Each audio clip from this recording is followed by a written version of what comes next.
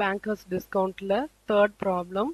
இங்க வந்து find the term of the bill. Term of the பில்னா நம்பர் ஆஃப் இயர்ஸ், எவ்வளோ மாசம் கட்டணும் இல்லை எவ்வளோ இயர்ஸ் கட்டணும், அதுதான் வந்து term of the bill.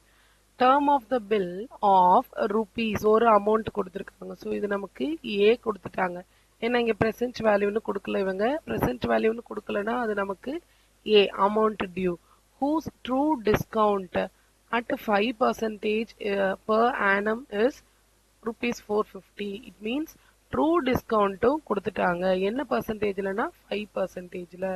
So நம்ம கொடுத்தது எல்லாத்தையும் முதல்ல எழுதிக்கலாம். given வந்து அமௌண்ட் இருக்கு 18,450 ருபீஸ்ன்னு இருக்கு. அண்ட் ட்ரூ டிஸ்கவுண்ட் வந்து எவ்வளோ இருக்குன்னா 450 ருபீஸ் இருக்கு. அதோட பர்சன்டேஜ் ரேட் ஆஃப் இன்ட்ரெஸ்ட் வந்து 5% அப்படின்னு கொடுத்துட்டாங்க. இப்போ 5/100, 5/100ன்றது 0.05.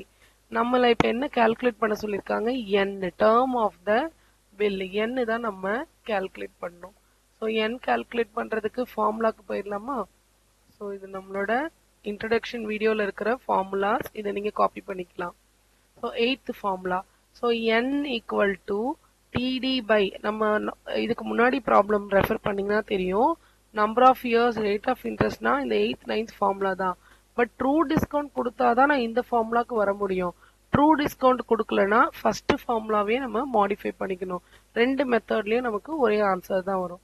பட் இங்க ட்ரூ டிஸ்கவுண்ட் கொடுத்ததுனால நான் இந்த ஃபார்முலாக்கே வரேன். TD by R into A minus TD. So N equal to true discount by R into A minus TD. So டிடின்றது true discount. So 450 divided by ஆர்ன்றது 0.05. அமௌண்ட் வந்து 18,450 மைனஸ் 450. இதை கால்குலேட் பண்ணா நமக்கு கிடைக்கிறது 0.5. So n equal to 0.5. 0.5ன்றதை நம்ம எப்படி எழுதலாம்? 1/2. 1/2ன்றது இன் இயர்ஸ்ல கொடுத்துருக்காங்க. நம்ம கால்குலேட் பண்ணிருக்கிறது வந்து இயர்ஸ்ல இருக்கு. இது இப்ப வந்து மந்தா எழுதணும்னா 6 months எழுதலாம். So n equal to 6 months இல்லைன்னா half year.